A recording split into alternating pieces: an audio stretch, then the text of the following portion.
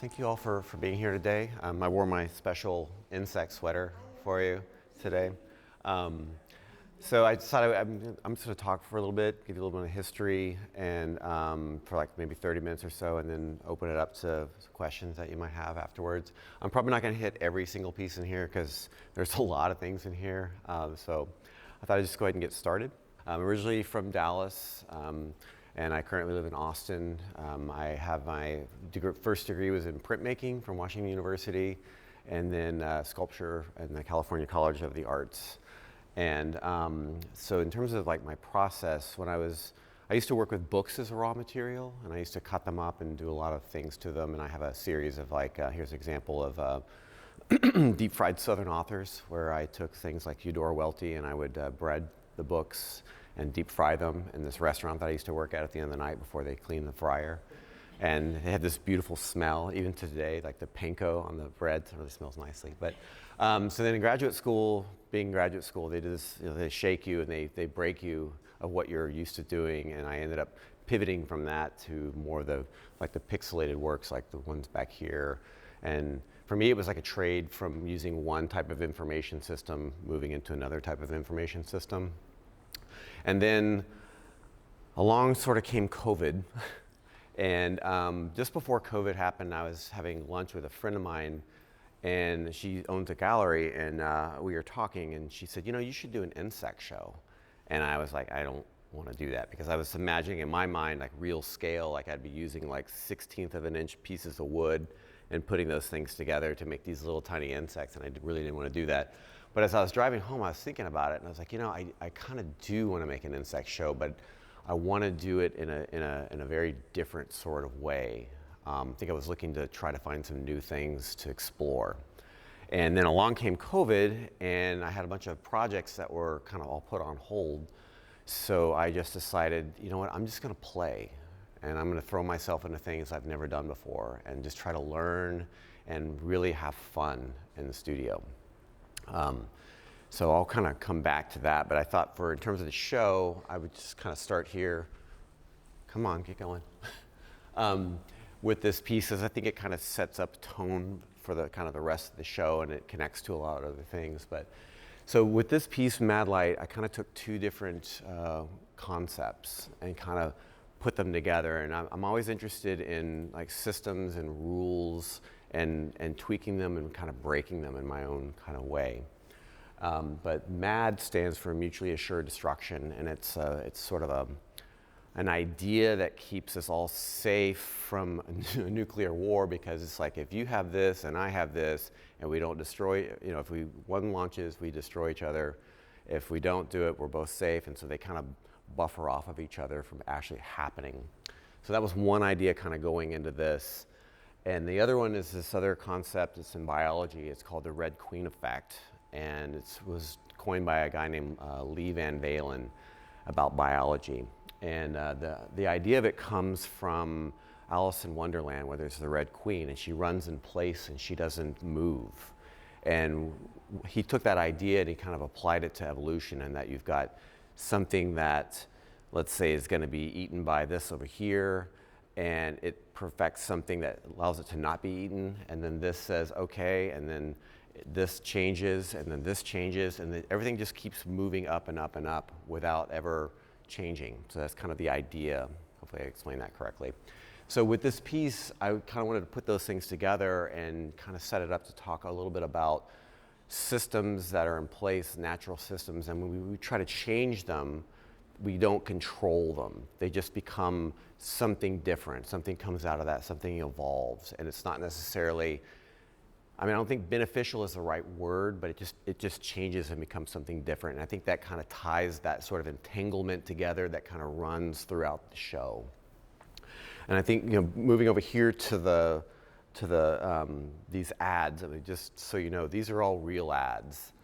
And so I went through and I found a lot of these through history in different countries, and I think this kind of hits to the point of trying to control something, but it doesn't, once you do that, things change inevitably to something else. It also applies over here to the flit gun, which is kind of echoes Silent Spring, if anyone has read that book, about how the DDT eventually ends up destroying the shells of eggs, even though it's meant to kill bugs. So it just kind of moves up this food chain. So I'll just kind of move on now a little bit over here. Does anybody know what NIMBY stands for? Yes. I actually looked up recently. There's a whole bunch of these. There's like they all have different meanings. I found like a whole page of these. There's one called Dude. There's Bimby. There's like a whole bunch of these things that have all become. Anyway, I'm getting off the subject here, but I wanted to make this piece about pollinators, and I feel like people want pollinators in their yard, and people talk about pollinators, and mostly people talk about bees. But at the same time, so people love bees and they vilify wasps. And I'm very clearly on Team Wasp, because I feel like they do all this wonderful things for our environment, and they're totally just turned into villains. And so I wanted to kind of make a piece that talks a little bit about, bees aren't necessarily the entire answer to what is necessary for these having a good environment. So then I'll kind of move over here to the rough piece. So I'll go back in time a little bit. When the conquistadors were in Central America, when they arrived, they found like these amazing fabrics that were dyed red. And they were really blown away by the color. And the color is made from this little cochineal insect. And they grind them up and they would turn them into dye.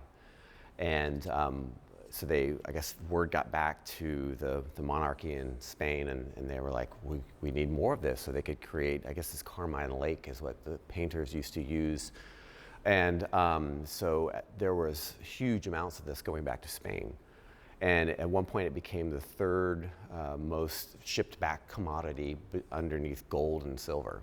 So I really like this idea that there's this little tiny bug that has so much value, and that people sailed across the ocean and lost their lives for these little tiny bugs that are in these giant containers. I just think it's an interesting value shift for something that is just a little tiny insect.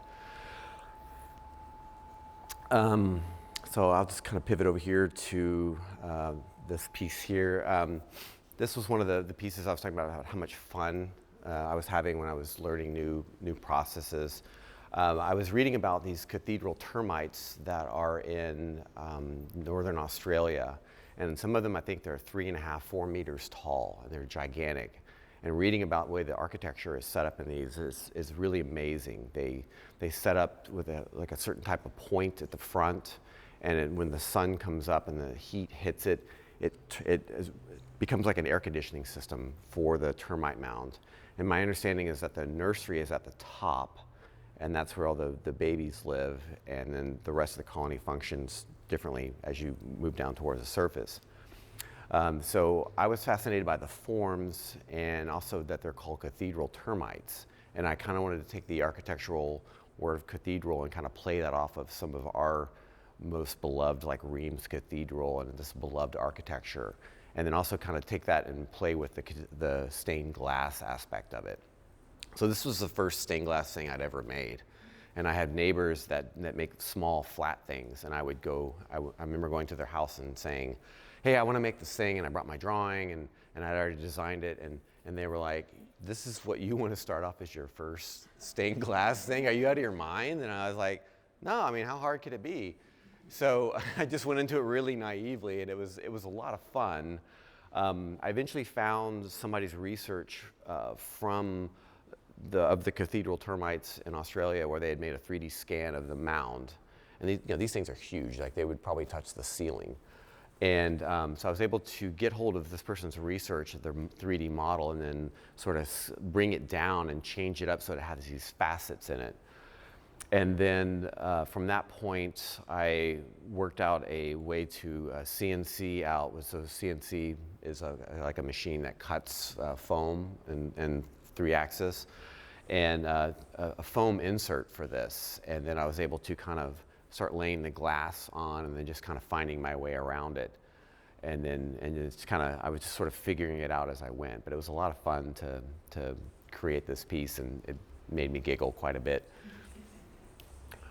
All right, so I'm going to kind of move on a little bit. Usually around the summertime, around the equator, there's about 100 million tons of insects just fly around the atmosphere. There's also viruses and bacteria and fungus, and they're all this whole ecosystem that's flying around the atmosphere. And this has been going on way before we were even on the planet, probably 100, 200,000 years before us. So it becomes this highway system of finding new lands. And I think about them as like little tiny explorers. And they go and they pollinate different things.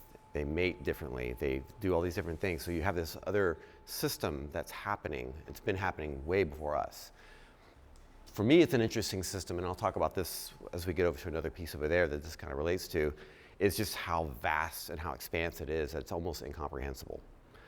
But for me, to have fun with this, I decided I was going to design little suits for the insects flying around the atmosphere, which is totally funny because they don't need our help, because they're fine.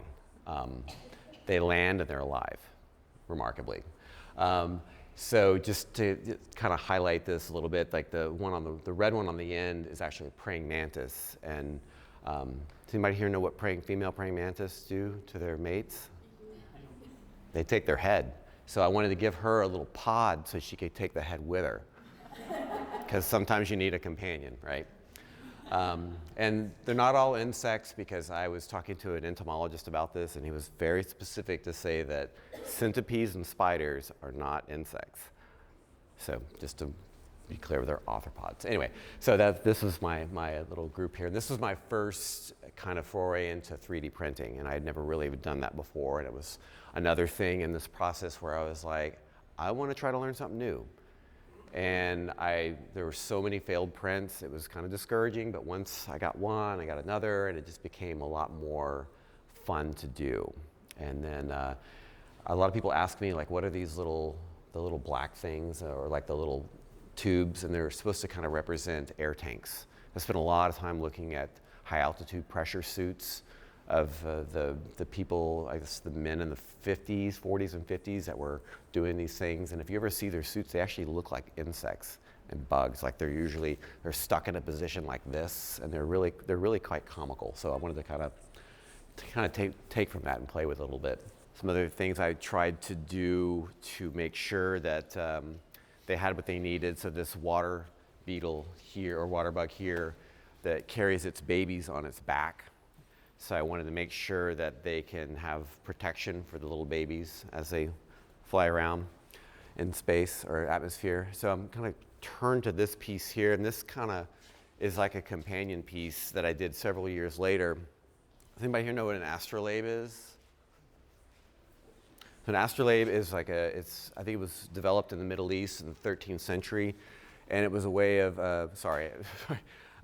it's a way of it's a device to be able to figure out which stars are rising, and it's so sophisticated in the way it's built that you can actually use it anywhere in the world by changing out what's called a tympan, which is a little plate in the middle, and it helps you orientate where you are. So I kind of took this system like I've done with other things and kind of hijacked it to make it my own. And I wanted to create an astrolabe, not for predicting which stars are up in the sky or which planets, but where aeroplankton would be able to swarm, which is there's no way to do that. But I just thought it was something kind of fun to play around with and make a speculative instrument that could do that. So that was what my astrolabe is here, and I wrote it, had everything in Latin that was on here, but going around the outside of it, you can predict, or you can set it to what month you're at, or what month it is, what sort of temperate zone you're at, where your degree longitude and latitude. So there's a lot of different things that are going into this instrument.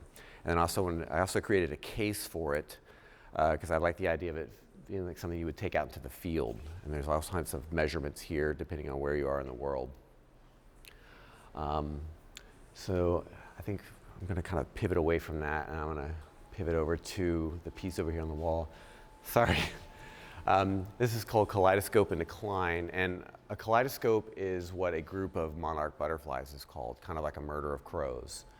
And for this piece, this was done I think I started this in like 2018, and I was looking at data about the monarchs, and this is the monarchs that make the passage through central United States down to Mexico. There's another one that goes through California, but this is more the central United States. But I wanted to kind of talk about that and the insect decline that's happening, and this is an example of that. So this is actually from the graph, the population decline of the monarch. So you can see all the way on the left is around 2017, or sorry, 19, I think it's 98, I forget which one it is. And then you can see as you move to the right, it's dropped off considerably. It does end on a bit of a happy note, but I don't know exactly if that's where it is exactly now, because I've seen conflicting reports about what this is doing. But the insect, the butterflies for me, they kind of start off as being looking more and more like what you expect a monarch, and they become more and more glitched as their population becomes sort of decimated. So speaking of decimation, I'll move over to the rhino here. This is gonna get kind of sad here.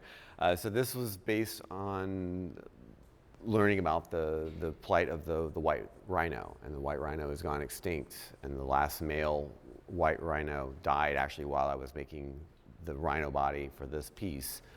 And I was looking at extinction and also looking at systems that begin to come out of that. So the mushrooms usually feed off of decay. And this was something I felt very strongly about making, because I really wanted to be something that draws you in with the mushrooms, but at the same time, it draws you into something that makes you uncomfortable. So then I will pivot away to the collages on the back. So these are, just to be clear, they're all collages. So everything is cut from books, little pieces, and they're all glued down onto the paper. And I chose, this is another working with insect architecture here, and I wanted to try to look at ways to take insect architecture and give it value from like a human standpoint, because a lot of these things, you would see them, you would overlook them, you might destroy them because you don't want them in your backyard. And so to kind of give you an example of how I try to do that, so the piece on the far right is a leafcutter ant nest, and I wanted to imbue the value with something, so I chose photos of golf courses, something that humans really find valuable. And then the next one were very famous or very fancy orchids, and then gold for the golden chrysalis, and over here was skin tones from old masters' paintings. One more thing I want to talk about right behind here.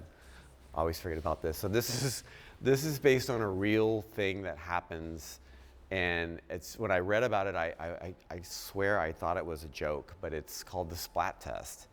And in the UK, there's a group of scientists who drive the same car on the same road at the same day every year at the same speed, and they count the number of insect splats on the car. And it just blew my mind when I read this as a way of testing the density of the insect population. And I just think it's interesting that you do that with insects, but if I were to change this up and say, if you did it with, say, deer, it would have a very different, and it kind of exposes that little bit of like what we sort of value and what we can destroy and what we don't want to. Yeah.